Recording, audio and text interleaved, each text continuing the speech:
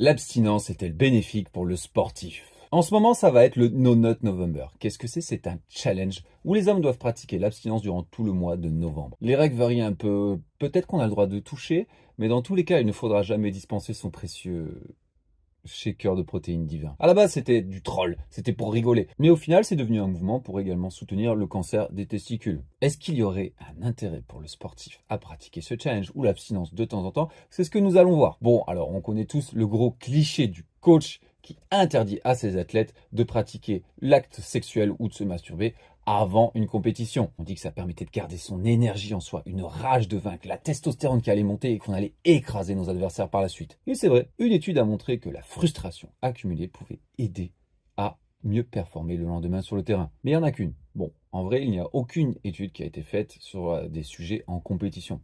C'est vrai, la plupart ne veulent pas faire ça et se déconcentrer alors qu'ils ont des enjeux sur la table le lendemain. Mais les scientifiques ont mis en place des conditions assez proches, des tests de capacité physique, voir s'ils pouvaient les reproduire, quelles étaient les différences de performance. Et à part cette étude-là, il n'y a aucun effet inverse de la sexualité sur la performance physique. Et dans certains cas, il pouvait même avoir un effet positif. De manière générale, les scientifiques recommandent tout simplement d'avoir une activité sexuelle normale. Certains clament que l'abstinence va faire augmenter la testostérone. Et c'est vrai, pendant 7 jours, on observe une élévation de la testostérone durant le sérum sanguin.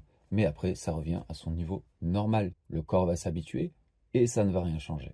Comme dans la plupart des choses de la vie, la réponse est de tout simplement trouver un équilibre. Car après tout, le sexe a de nombreux bénéfices pour le corps humain. L'être humain est fait pour se reproduire. Ça va diminuer la tension artérielle, augmenter le système immunitaire, la confiance, la qualité du sommeil et la testostérone si c'est fait avec un partenaire. Ça va diminuer l'anxiété, la dépression, etc. Bon, concrètement, et si on fait la musculation, est-ce que l'abstinence est utile? Non, pas du tout. Oui, ça augmente la testo, mais uniquement sur 7 jours. Donc sur le long terme, ça ne servira à rien de ce point de vue-là.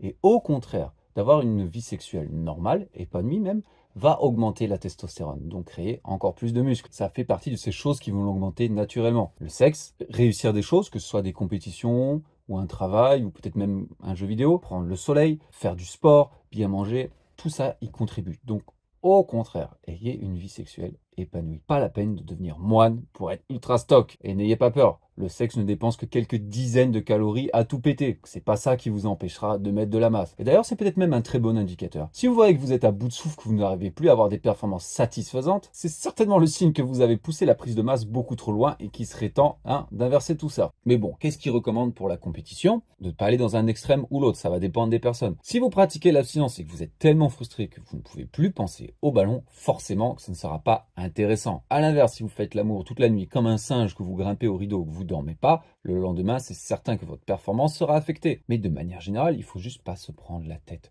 Concentrez-vous sur votre match, sur votre performance, et si il doit y avoir des choses, pas de souci. Ça ne va pas enlever notre jus, ça ne va pas enlever notre énergie. Le corps humain est fait pour ça. Tout comme le corps humain est fait pour bouger. Le corps humain est fait pour faire un minimum de sport, transpirer pour que son cœur batte vite de temps en temps. Ça va apporter tout un tas de choses bénéfiques. Par contre, un autre intérêt de ce challenge, ça pourrait être d'arrêter la pornographie. Et de manière générale, on sait que le sexe avec un partenaire, c'est bon pour la santé. Mais il y a toujours débat sur la masturbation. Bon, en fond, en soi, c'est pas si terrible que ça sur le corps humain. Par contre, la pornographie, ça a été prouvé, ça va avoir un impact négatif sur la santé mentale. On peut tout simplement être désensibilisé à l'acte, ne plus être attiré par d'autres personnes, être matrixé, et ça, c'est vraiment pas ce qu'on veut. C'est un fléau qui peut affecter pas mal de jeunes, surtout s'ils font de la musculation, car ça va augmenter la testostérone et le libido. Si en plus vous pratiquez l'acte, ça va augmenter également la libido. C'est un cercle normalement vertueux, mais il y a des limites à tout. Un certain nombre se plaignent d'avoir des problèmes d'érection. En gros, ils ont tellement la dalle qu'ils s'arrêtent jamais, que ce soit avec leur partenaire ou tout seul. Avec des films, ça va totalement perturber notre circuit mental. Et elle n'arrivera plus à devenir dure. Ceux qui prennent des produits pensent que ça vient de là. Mais c'est pas souvent le cas. Première chose à faire, ça serait de pratiquer l'abstinence pendant déjà 2 semaines. Arrêtez de vous toucher, arrêtez de regarder des films et on verra comment ça se passe la prochaine fois. A priori, ça devrait bien marcher. Si vous vous retrouvez dans une de ces situations que vous savez que vous avez un problème avec les films pour adultes, pourquoi ne pas essayer ce challenge No Nut November? Qui sait ce que ça pourrait vous apporter?